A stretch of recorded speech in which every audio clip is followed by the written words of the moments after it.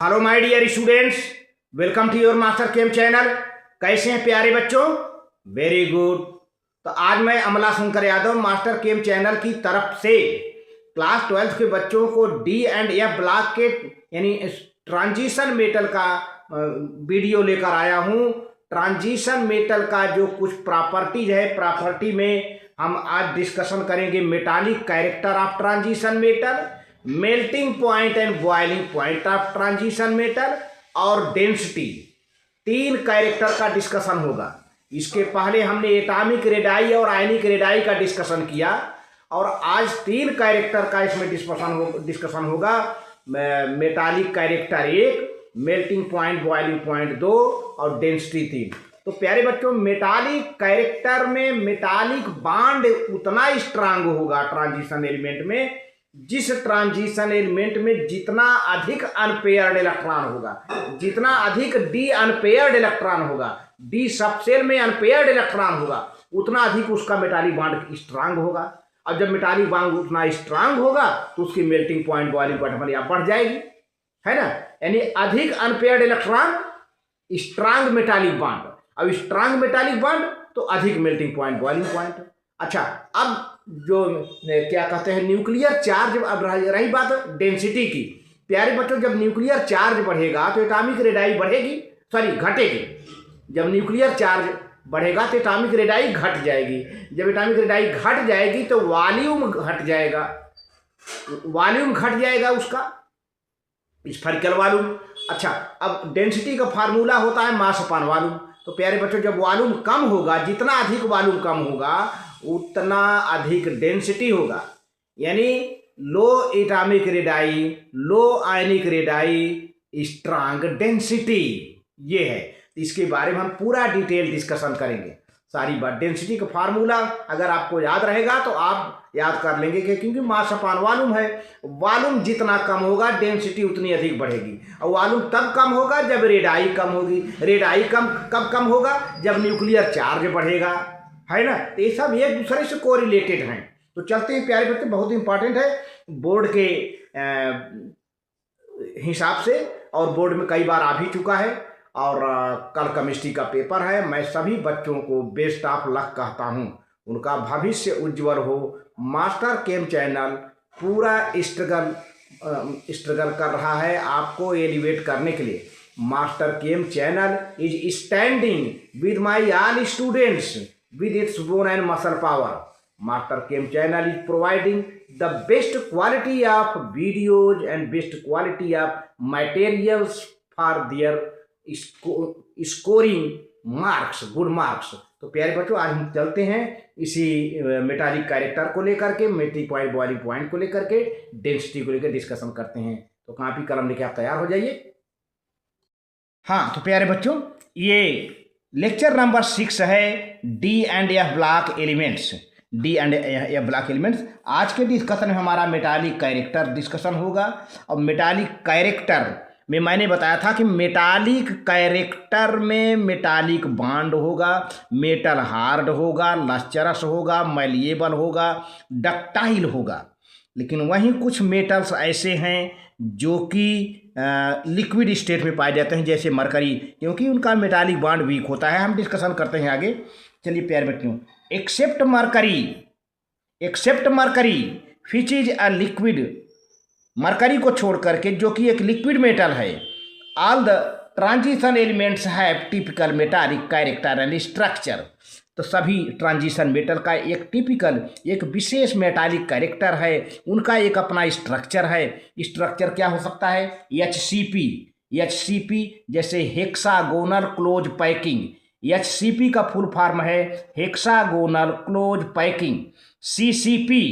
CCP cubic close packing, या इसी को बीसीसी कहते हैं, बॉडी सेंटर्ड क्यूबिक। ये प्यारे बच्चों एक चैप्टर था सॉलिड स्टेट, जो कि उसमें बच्चों को पढ़ना पड़ता है। तो ये चूँकि मेटल हैं, इनका ये स्ट्रक्चर हो सकता है, या तो एचसीपी हो सकता है हेक्सागोनल क्लोज पैकिंग, या क्यूबिक क्लोज पैकिंग, या बॉडी सेंटर्ड क्यूबिक। तो दे exhibit all the characteristics of the metals. The transition metal सभी मेटल के कैरेक्टर को शो करते हैं। जैसे दे आर हार्ड, वे हार्ड होते हैं मेटल की तरह। लस्चरस, वे चमकते हैं, उनमें शाइनिंग होती है मेटल की तरह। मैलिएबल, अगर इनको हम पीटें, इनकी हैमरिंग करें, हथौड़ी से हैमरिंग करें तो ये फैल जाते हैं, मैलिएबल हैं। ये डक्टाइल हैं, इनसे तार, पतले पतले तार खींचे जा सकते हैं प्यारे बच्चों। वायर कैन बी ड्रान, तो ये डक्टाइल हैं। And have high melting and boiling points प्यारे बच्चों। और तो और ये ट्रांजिशन मेटल हैं, इनकी melting point, boiling point high होती है और high thermal and electrical conductivity होती है। थर्मल माने हीट, उष्मा, इलेक्ट्रिकल बिजली है, तो ही थर्मल और इलेक्ट्रिकल की कंडक्शन करते हैं, कंडक्टिविटी होती है इनमें। हाई टेंसाइल स्ट्रेंथ, और ये मेटल प्यारे बच्चों बड़े से बड़े लोड को सह लेते हैं, टेंसाइल स्ट्रेंथ है इनमें। अच्छा, अब हम मेटालिक कैरेक्टर का एक्सप्लेनेशन पहले बताएंगे प्यारे बच्चों। मेटालिक बॉन्ड कैसे बनता है और कौन मेटल स्ट्रांग होता है, कौन मेटालिक बॉन्ड स्ट्रांग होगा, कौन वीक होगा। अभी तक तो मैंने जनरल सी बात कही ना, लेकिन अब ट्रांजिशन मेटल में चूंकि सबसे बड़ी बात है कि बाहर का NS1 NS2 करीब करीब कॉन्फ़िगरेशन कंप्लीट रहता है, जो उसके अंदर का यानी पेनाल्टीमेट सेल है N-1D, तो D1 D2 D3 D4 से जाके D10 तक भर जाता है। वहाँ पे प्यारे बच्चों जो अनपेयर्ड इलेक्ट्रॉन है, जितना अनपेयर्ड इलेक्ट्रॉन है उतना अधिक स्ट्रांग बॉन्ड बनेगा। तो देखिए आप पॉइंट वाइज देखें, transition elements have relatively low ionisation energy.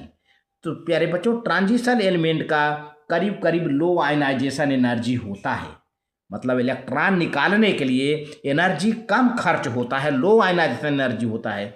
And have 1 or 2 electrons in their outermost energy level. इनके आउटर मोस्ट एनर्जी लेवल क्या है, वही s ऑर्बिटल है। आउटर मोस्ट की बात करें तब तो s ऑर्बिटल है, एनर्जी लेवल NS1 NS2 यही होता है। As a result metallic bonds are formed, और इसी से इस जो outer most orbital NS1 NS2 है, इन्हीं के इलेक्ट्रॉन से मेटालिक बॉन्ड बनता है। And they behave as metal, और वे मेटल की तरफ बिहेव करते हैं। अब दूसरे पॉइंट में देखिए क्या बात कही जा रही है, अनपेयर्ड इलेक्ट्रॉन की बात है, डी इलेक्ट्रॉन का। द अनपेयर्ड डी इलेक्ट्रॉन्स, ध्यान दीजिए अनपेयर्ड शब्द आ रहा है बिना जोड़ा का। Unpaired D electrons also result in the formation of metallic bond. जो डी इलेक्ट्रॉन अनपेयर्ड हैं, पेयर्ड नहीं, पेयर वाले नहीं, अनपेयर्ड इलेक्ट्रॉन, ये मेटालिक बॉन्ड बनाने में पार्टिसिपेट करते हैं। दज in the formation of metallic bond both NS और N-1D इलेक्ट्रॉन्स पार्टिसिपेट। अब देखें ये NS1 NS2 जो इलेक्ट्रॉन है ये, और उसके जस्ट पेनाल्टीमेट सेल यानी N-1 का D का जितना इलेक्ट्रॉन होगा, दोनों इलेक्ट्रॉन मिल करके NS और N-1D के इलेक्ट्रॉन मिल करके मेटालिक बॉन्ड बनाते हैं प्यारे बच्चों। तो अब यहाँ पर ये देखना है कि कैसा है N-1D इलेक्ट्रॉन, कैसा है, मतलब पेयर्ड है कि अनपेयर्ड है। तो देखिए ग्रेट, अब आप इसको नोट कर लें तो हम आगे बताएं इस सेंटेंस का मतलब आगे क्या होता है। पहले इसको आप इतना नोट कर लें प्यारे बच्चों, आप इसको नोट कर लें। बहुत बढ़िया, बहुत बढ़िया, आप नोट कर लें प्यारे बच्चों, ठीक। अब देखिए यहाँ पर ग्रेटर द अनपेयर्ड इलेक्ट्रॉन, जितना अधिक अनपेयर्ड इलेक्ट्रॉन होंगे, जितना अधिक unpaired electron D subshell में होंगे उतना स्ट्रांग बॉन्ड बनेगा। Greater the number of unpaired D electrons, greater the number of unpaired D electrons, stronger is the metallic bond. प्यारे बच्चों मेटालिक बॉन्ड उतना अधिक स्ट्रांग होगा due to overlapping of unpaired electrons between different metal atoms. इस तरह से प्यारे बच्चों ये मेटल के अनपेयर्ड इलेक्ट्रॉन एक दूसरे से ओवरलैप करेंगे, स्ट्रांग मेटालिक बॉन्ड बनाएंगे। तब आप समझ सकते हो कि जब मेल्टिंग पॉइंट बॉइलिंग पॉइंट की बात आएगी तो उनका मेल्टिंग पॉइंट बॉइलिंग पॉइंट भी स्ट्रांग हो जाएगा, अधिक हो जाएगा। अब देखिए यहाँ पर कुछ एग्जाम्पल बताए जा रहे हैं प्यारे बच्चों। Chromium Cr, molybdenum MO, tungsten W है maximum number of unpaired D electron. अगर क्रोमियम की बात माने, मॉलिब्डेनम टंगस्टन डब्ल्यू में सबसे अधिक अनपेयर्ड इलेक्ट्रॉन है, सबसे अधिक अनपेयर्ड इलेक्ट्रॉन है पूरे डी ब्लॉक में। And are there for hard metals, और इसीलिए क्रोमियम, मॉलिब्डेनम, टंगस्टन ये हार्ड मेटल हैं, काफ़ी हार्ड मेटल हैं। लेकिन वहीं पर कुछ मेटल सॉफ्ट हैं। क्यों सॉफ्ट हो गए? क्योंकि उनमें अनपेयर्ड इलेक्ट्रॉन कम रहा होगा, मेटालिक बॉन्ड ठीक से बन नहीं पाया होगा, वीक होगा मेटालिक बॉन्ड, और वे सॉफ्ट हैं। अब देखिए उसी की बारी आ रही है। Pair as zinc, ZN, cadmium, CD, mercury, HG जो कि लिक्विड में बाजा है, are not very hard metals, ये हार्ड मेटल नहीं है to the absence of unpaired electron, क्योंकि इनमें अनपेयर्ड इलेक्ट्रॉन अब्सेंस है। यहाँ तक तो जिंक की बात करें, अरे सॉरी मरकरी की बात करें तो भैया वो मेटल होते हुए भी लिक्विड में है, मतलब वो इतना उसमें अनपेयर्ड इलेक्ट्रॉन है ही नहीं है, और लिक्विड स्टेट में पाया जाता है मरकरी। जिंक वेरी सॉफ्ट है, कैडमियम, तीनों देखे ना, तो अब देख रहे हैं, तो तीनों की बात कर गए। क्रोमियम, मॉलिब्डेनम, टंगस्टन हार्ड हैं क्योंकि अनपेयर्ड इलेक्ट्रॉन ज़्यादा हैं, उनका हार्ड मेटालिक बॉन्ड बनता है, स्ट्रांग मेटालिक बॉन्ड बनता है। लेकिन वहीं जिंक, कैडमियम, मरकरी काफ़ी सॉफ्ट हैं। मरकरी तो लिक्विड स्टेट में है क्योंकि इनमें absence of unpaired electron, unpaired electron प्यारे बच्चों अब्सेंट है ही नहीं। अब इसी से रिलेटेड जब मेल्टिंग पॉइंट, बॉइलिंग पॉइंट की बात उठेगी तो जरूर आएगा कि जिसका मेटालिक बॉन्ड प्यारे बच्चों स्ट्रांग होगा, जाहिर सी बात है उसकी मेल्टिंग पॉइंट अधिक होगी, बॉइलिंग पॉइंट अधिक होगी। अब मेटालिक बॉन्ड स्ट्रांग कैसे होगा वो बात आप पढ़ चुके हो, क्योंकि अनपेयर्ड इलेक्ट्रॉन होगा वहाँ पर, है ना। तो ये चीज़ इसका सपोर्ट करेगा। Melting point, boiling point next heading है, melting point, boiling point of transition metals. The transition metals have very high melting and boiling points. देखा जाए तो melting points of the transition metals rise to maximum and then fall as atomic number increase. तो प्यारे बच्चों शुरू में melting point काफ़ी बढ़ जाता है, इसके बाद लास्ट में इनका मेल्टिंग पॉइंट घट जाता है जैसे जैसे एटॉमिक नंबर बढ़ जाता है। अब देखा जाए manganese, technetium, TC have abnormally low melting point. Manganese और टेक्नीशियम की टीसी जिसको कहते हैं, इनकी मेल्टिंग पॉइंट लो है। जाहिर सी बात है आप समझ गए होंगे कि मैंगनीज और टेक्नीशियम का जो मेटालिक बॉन्ड होगा वह वीक होगा, अनपेयर्ड इलेक्ट्रॉन कम होंगे, है ना। तो अब एक्सप्लेनेशन देखिए, इसी का हम जो डिटेल है जो है उसका हम दे रहे हैं। पहला पॉइंट है strong metallic bond between the atoms of these elements are responsible for the high melting points and boiling points. किसी भी मेटल की बॉइलिंग पॉइंट, मेल्टिंग पॉइंट अधिक हो रही है तो उसका कौन जिम्मेदार है? स्ट्रांग मेटालिक बॉन्ड जिम्मेदार है, स्ट्रांग मेटालिक बॉन्ड। और स्ट्रांग मेटालिक बॉन्ड होने का कौन सा जिम्मेदार है? Unpaired electron. दो एक दूसरे से कोरिलेटेड हो गए ना। And this is clear from their high enthalpies of atomisation. और यही रीजन है प्यारे बच्चों कि इनके क्रिस्टल लैटिस से एटम को अलग करने में काफ़ी इंथैल्पी लग जाती है, जिसको कहते हैं इंथैल्पी ऑफ एटोमाइजेशन। अरे भाई जब उनका स्ट्रांग मेटालिक बॉन्ड होगा तो उस मेटालिक बॉन्ड से आप एटम को अलग करोगे तो क्या लगाओगे? एंथैल्पी लगाओगे। एटम को अलग करने के लिए जो एंथैल्पी लगाओगे, एंथैल्पी ऑफ एटोमाइजेशन कहा जाता है। यहाँ एंथैल्पी ऑफ एटोमाइजेशन क्या है मैं ब्रैकेट में लिख दिया हूँ, the heat required to break the metal lattice to get free atom. Metal lattice को तोड़ करके उसमें से एटम को फ्री निकालने में जो हीट लगती है उसको क्या कहते हैं? Enthalpy of atomisation. Metal lattice क्या है प्यारे बच्चों? थोड़ा सा मैं हल्का सा यहाँ बना दूंगा। लैटिस माने जाल, लैटिस माने जाल। जैसे एक छोटा सा है, जगह कम है, ये सोडियम है और फिर यहाँ पर इलेक्ट्रॉन है, फिर सोडियम है, फिर इलेक्ट्रॉन है, फिर सोडियम है प्यारे बच्चों, और फिर इलेक्ट्रॉन है, फिर सोडियम है। एक लैटिस बन गया। लैटिस माने जाल, जैसे नेट होता है, नेट है ना। अब आपको सोडियम को अलग करना होगा तो बांड को तोड़ना पड़ेगा।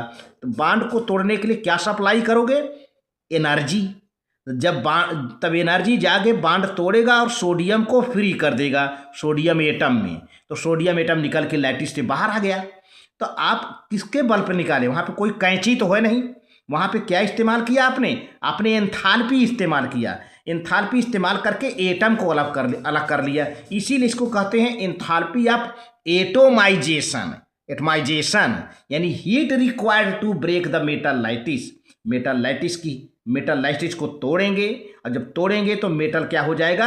अलग हो जाएगा, यानी एटम अलग हो जाएगा, फ्री एटम मिल जाएगा। प्यारे बच्चों, अब यहाँ पे देखिए कुछ enthalpy of atomisation first transition series यानी 3D सीरीज का दिया गया है। प्यारे बच्चों, 3D सीरीज का दिया गया है first transition. Scandium, titanium, vanadium, chromium, manganese, iron, cobalt, nickel, copper, zinc.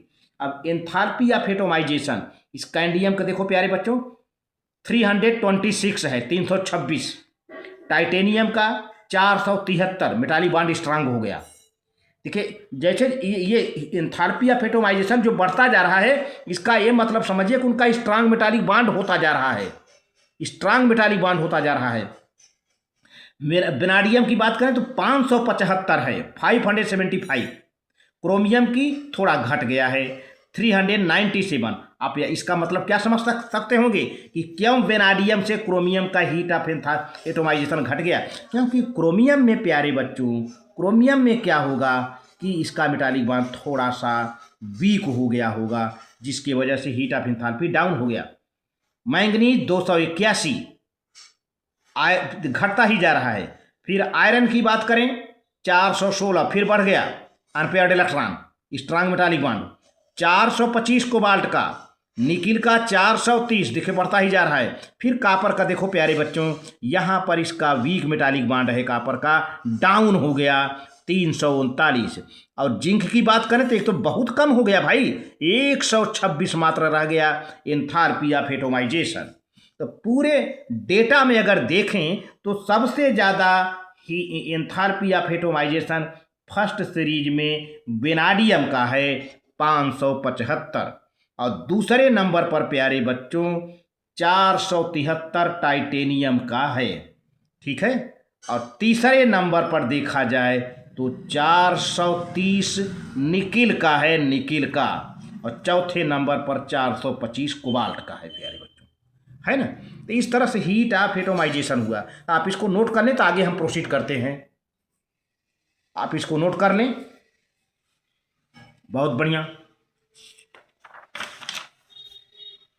अब देखिए the metals of the second transition series माने 4D series. The metals of second transition series 4D series and third transition series 5D series जिसे कहते हैं, have greater enthalpy of atomisation. अब आप समझ लीजिए, ये तो फर्स्ट यानी then corresponding element of first transition series 3D series. आपने समझा क्या? सेकेंड और थर्ड सीरीज का heat of enthalpy of atomisation first series से क्या है? ज़्यादा है, ग्रेटर है। फिर से समझिए, metals of second transition series and third transition series. Second transition series को 4D सीरीज कहते हैं, थर्ड ट्रांजिशन सीरीज को 5D सीरीज कहते हैं। इन दोनों की enthalpy of atomisation first transition series से अधिक है, मोर है। अब आप समझ गए होंगे, यहाँ पर सारी बात है मेटालिक बॉन्ड की, अनपेयर्ड इलेक्ट्रॉन की। This is an important factor for their having much more frequent metal bonding in their compound. अच्छा, अब third point, the strength of metallic bond depends upon the number of unpaired D electrons.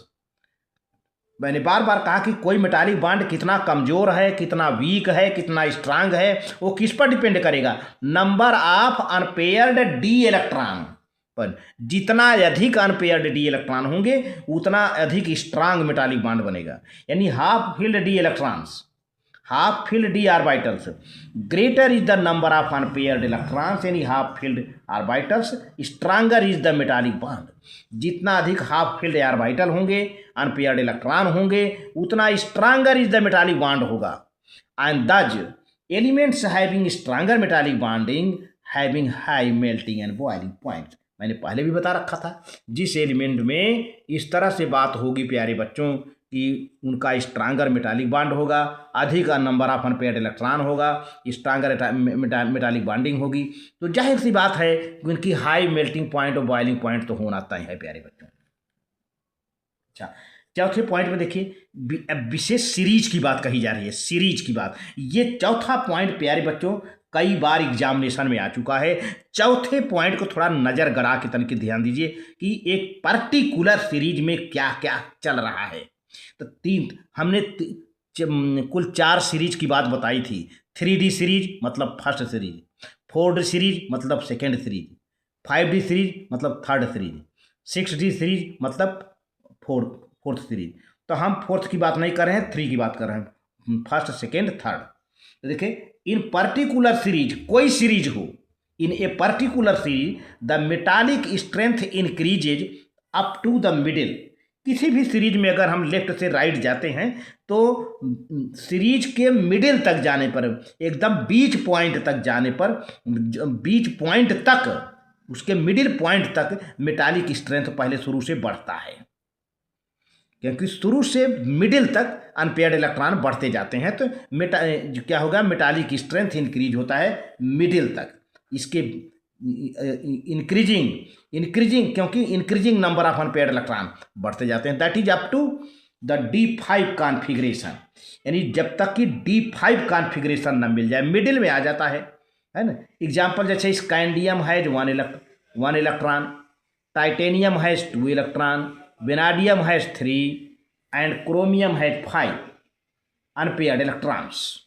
Scandium में 1 है, titanium में 2 है, vanadium में 3 है, chromium में 5 unpaired electron है। तो अब क्रोमियम तो यहाँ तक तो स्ट्रांग मेटालिक बॉन्ड हो गया, लेकिन इसके बाद क्या होता है, आफ्टर क्रोमियम के बाद the number of unpaired electrons goes on decreasing. इसके बाद अनपेयर्ड इलेक्ट्रॉन की संख्या, अनपेयर्ड इलेक्ट्रॉन का नंबर डिक्रीज होता जाता है, घटता जाता है। तो अब आप अंदाज़ा लगा लिए होंगे जब अनपेयर्ड इलेक्ट्रॉन का नंबर क्रोमियम के बाद घट रहा है तो उनका मेटालिक बॉन्ड कैसा होगा, आप अंदाज़ा निकाल लिए होंगे, वीक होगा, है ना। एग्जाम्पल जैसे देखिए, iron has 4 unpaired electron, cobalt has 3। देखिए यहाँ क्रोमियम पर 5 है ना, क्रोमियम में 5 है, तो अब इसके बाद क्या है, आयरन में 4 हो गया, 5 से कम, 5 से घट गया, 4 हो गया। कोबाल्ट है 3 unpaired electrons and so on, और इस तरह से घटता जाता है।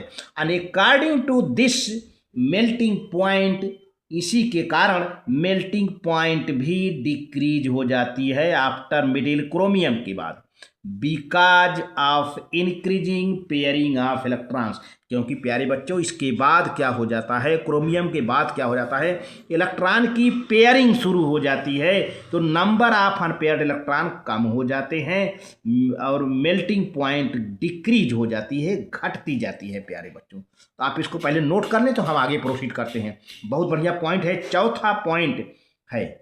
अभी इसके बाद जितने पॉइंट रहेंगे, हालांकि पूरा वीडियो ही बहुत इंपॉर्टेंट है, लेकिन यहाँ से कुछ क्वेश्चन आए हुए हैं बोर्ड में प्यारे बच्चों, इसलिए मैं आपको हिंट भी करते चल रहा हूं, नोट कर लें। बहुत बढ़िया।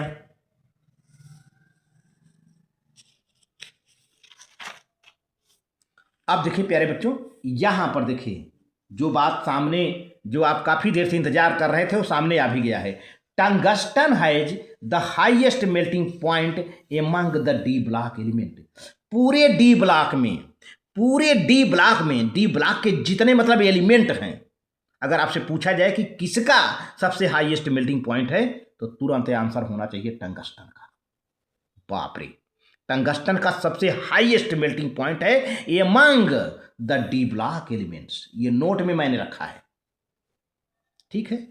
अब the dip in the melting point at manganese in the first transition series and at technetium Tc in the second transition series and somewhat in rhenium or uranium in the third transition series can be explained on the basis of that they have exactly half filled। अगर हम ये बात करें, पहले transition series में manganese की बात करें, दूसरे ट्रांजिशन सीरीज में टेक्नीशियम की बात करें और तीसरे में रेनियम की बात करें, तो इन सब में exact half filled D orbitals हैं। As a result in each case the electronic configuration is stable. इस तरह से देखा जाए तो इनका इलेक्ट्रॉनिक कॉन्फ़िगरेशन स्टेबल है, क्योंकि हाफ फील्ड इलेक्ट्रॉनिक कॉन्फ़िगरेशन कैसा होता है? स्टेबल होता है। इसका मतलब क्या समझा आपने? Half field electronic configuration stable है, तो इसका मतलब क्या समझा आप? स्टेबल कह दिए, इसका मतलब क्या है? That is electron are held tightly by the nucleus so that the delocalisation is less and the metallic bond is much weaker than that of preceding element. Preceding माने पीछे के एलिमेंट से मेटालिक बॉन्ड इनका weak हो जाता है। भाई half filled orbital stable है, हमने बोला कि हाफ फील्ड ऑर्बिटल कैसा होता है, आपने आंसर दिया स्टेबल है। फिर हमने क्वेश्चन किया कि स्टेबल का मतलब क्या है? स्टेबल का मतलब ये है प्यारे बच्चों कि हाफ फील्ड ऑर्बिटल जब स्टेबल हो जाता है तो उसके इलेक्ट्रॉन जो होते हैं न्यूक्लियस के कब्जे में ज़्यादा रहते हैं, टाइटली हेल्ड बाय न्यूक्लियस। अब ये इलेक्ट्रॉन इधर उधर मूव नहीं कर सकते। उसी को इधर उधर मूव करने को हम क्या कहते हैं? डीलोकलाइजेशन। डीलोकलाइजेशन उनका लेस हो जाता है, क्योंकि वो पूरे किसके कंट्रोल में है? न्यूक्लियस में। They are held tightly by nucleus so that the delocalisation is less. और जब डीलोकलाइजेशन लेस है तो प्यारे बच्चों मेटालिक बॉन्ड तो कमजोर हो ही जाएगा, and the metallic bond is much weaker than that of the preceding elements. तो इसके पीछे के एलिमेंट जितने हैं, मैग्नीशियम के पीछे, मैग्नीशियम कर रहे हैं, मैंगनीज के पीछे के, टेक्नीशियम के पीछे के और रेनियम के पीछे के जितने एलिमेंट हैं उनका मेटालिक बॉन्ड स्ट्रांग होता है, लेकिन इन सब का वीक हो जाता है, क्योंकि इनके इलेक्ट्रॉन जो होते हैं डीलोकलाइजेशन इनका कम हो जाता है। क्यों कम हो जाता है? क्योंकि इनके electron strongly held by nucleus, इसलिए मेटालिक बॉन्ड इनका वीक हो जाता है प्यारे बच्चों। As there are no unpaired electron in, अब देखिए इधर अब जिंक, कैडमियम, मरकरी की बात की जा रही है। As there are no unpaired electron in zinc, cadmium and mercury, they are soft. अब हम पूछें कि जिंक क्यों सॉफ्ट होता है, कैडमियम क्यों सॉफ्ट होता है, मरकरी क्यों सॉफ्ट यानी लिक्विड में होता है, तो क्या आंसर है कि उनमें अनपेयर्ड इलेक्ट्रॉन तो है ही नहीं है भाई। तो as there are no unpaired electrons in zinc, cadmium and mercury, they are soft and have low melting points, करीब 234 केल्विन के आसपास है। ये रहा बात कि मरकरी इसीलिए लिक्विड में पाई जाती है। अच्छा, अब डेंसिटी का फार्मूला होता है प्यारे बच्चों, density equal to mass upon volume. अब ये वॉल्यूम नीचे पड़ जा रहा है, डिनोमिनेटर है, मास न्यूमरेटर है। जब डिनोमिनेटर घटेगा तो डेंसिटी बढ़ेगा, यानी वॉल्यूम जब घटेगी। वॉल्यूम कब घटेगी? अब समझ जाओ आप, वॉल्यूम के फार्मूला में रेडियस आता है, जब रेडियस घटेगा। रेडियस कब घटेगा? न्यूक्लियर चार्ज बढ़ेगा, है ना? तो बात आ गई डेंसिटी की। तो moving along a transition series from left to right, the atomic radii decrease due to increase in the nuclear charge। Left से राइट की ओर जब हम किसी सीरीज में चलते हैं तो एटॉमिक रेडाई प्यारे बच्चों घटता जाता है, क्योंकि न्यूक्लियर चार्ज बढ़ रहा है वहां पर। Hence the atomic volume decrease. बात तो सही है, जब रेडाई घटेगा तो वॉल्यूम भी डिक्रीज घट जाएगा। And at the same time atomic mass increases, और वहीं एटॉमिक मास बढ़ रहा है। जब एटॉमिक नंबर बढ़ा तो एटॉमिक मास तो बढ़ेगा ही। तो हेंस डेंसिटी इंक्रीजेज, ऐसी दशा में, ऐसी कंडीशन में डेंसिटी बढ़ जाएगी। इस फार्मूले के हिसाब से density equal to mass upon volume. Second point है, for the first transition series density increases from left to right side. अगर फर्स्ट ट्रांजिशन सीरीज की बात करें तो लेफ्ट से राइट साइड जाने पर डेंसिटी प्यारे बच्चों इंक्रीज हो रही है, विद एक्सेप्शन ऑफ जिंक को छोड़ करके प्यारे बच्चों, क्योंकि उसकी साइज थोड़ी सी बड़ी हो रही है। Because zinc has large atomic volume, जो है डी इलेक्ट्रॉन का शील्डिंग यहाँ इफेक्ट वहाँ पर ज़्यादा है, और क्या कहते हैं डी इलेक्ट्रॉन का रिपल्सन ज़्यादा है, इसलिए थोड़ी रेडाई वहाँ बढ़ रही है, साइज बढ़ रहा है, वॉल्यूम बढ़ रहा है, इसलिए जिंक की डेंसिटी क्या होती है प्यारे बच्चों वहाँ पे डिक्रीज कर जाती है। तो आप इसको नोट कर लें। तो आगे बढ़ता हूँ, आप इसको नोट कर लें प्यारे बच्चों। वेरी गुड, आप इसको नोट करते चलें। बहुत बढ़िया, बहुत बढ़िया, बहुत बढ़िया, ठीक है। अब देखिए डेंसिटी का कुछ डेटा है, और ये भी बहुत चीज़ है कि पूरे डी ब्लॉक में, पूरे ट्रांजिशन में किसकी डेंसिटी बहुत हाईएस्ट है, किसकी डेंसिटी बहुत कम है, यहाँ पर ये ध्यान देना है। तो density of elements first transition series का है scandium, titanium, vanadium, chromium, manganese, iron, cobalt, nickel, copper, zinc. Density क्या ग्राम पर सेंटीमीटर क्यूब में दिया है प्यारे बच्चों। स्कैंडियम की माने तो density 3.43 gram per centimetre cube है ना। टाइटेनियम की माने तो 4.1 ग्राम पर सेंटीमीटर क्यूब है। इसी तरह से यूनिट यही रहेगा ग्राम पर सेंटीमीटर क्यूब। वेनाडियम की 6.07, क्रोमियम की 7.19, मैंगनीज की 7.21, आयरन की 7.8, कोबाल्ट की 8.7, निकिल की 8.9, कॉपर की 8.9, और जिंक की देखिए घट गई। क्योंकि जिंक की क्यों घट गई? अब तक तो इधर तो साइज क्या हो रहा है, घट रहा है। जिंक की साइज बढ़ गया, जिंक का रेडियस बढ़ गया, तो डेंसिटी घट गई प्यारे बच्चों। अब जरा इस लाइन की ध्यान दीजिए। इस लाइन में क्या है? Remember that among D block elements iridium, iridium has the highest density 22.61 gram per centimetre cube. Note कर लीजिए, ये नोट कर लीजिए ऑब्जेक्टिव के पर्पज से। पूरे डी ब्लॉक में सबसे अधिक मेल्टिंग पॉइंट किसका है? टंगस्टन का, आपने भी पढ़ा। लेकिन पूरे डी ब्लॉक में सबसे अधिक डेंसिटी किसकी है? इरिडियम की। इरिडियम इरिडियम की हाईएस्ट डेंसिटी कितनी है प्यारे बच्चों? 22.61 ग्राम पर सेंटीमीटर क्यूब। और whereas scandium has the lowest density 3.43 gram per centimetre cube. अब 2 पॉइंट बात आएगा। पूरे डी ब्लॉक में, पूरे ट्रांजिशन एलिमेंट में सबसे अधिक डेंसिटी किसकी हो गई? इरिडियम की, 22.61 ग्राम पर सेंटीमीटर क्यूब। और सबसे कम क्या हो गया? अगर सबसे कम पूछा जाए तो स्कैंडियम का 3.43 ग्राम पर सेंटीमीटर क्यूब। अब एक एलिमेंट और आ जाता है जो कि इरिडियम के बिल्कुल पास में है, जो कि इरिडियम के ठीक दूसरे नंबर पड़ता है। ऑस्मियम है स्लाइटली लेसर डेंसिटी 22.59। इरिडियम का कितना है? 22.61 ना, लेकिन ऑस्मियम का OS, ऑस्मियम का 22.59 ग्राम पर सेंटीमीटर क्यूब है ना, बिल्कुल इरिडियम से सटा हुआ है। Then iridium, the osmium and iridium have the almost the same density.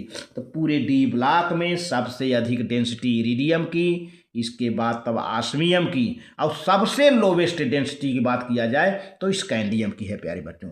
तो इसको आप नोट कर लें। ये आज वीडियो ये यहाँ पर एंड होता है। अगला हम वीडियो लेकर फिर मिलते हैं। तो इतनी प्रॉपर्टी है ट्रांजिशन एलिमेंट की प्यारे बच्चों, आपने इसे नोट कर लें। बहुत बढ़िया, बहुत बढ़िया।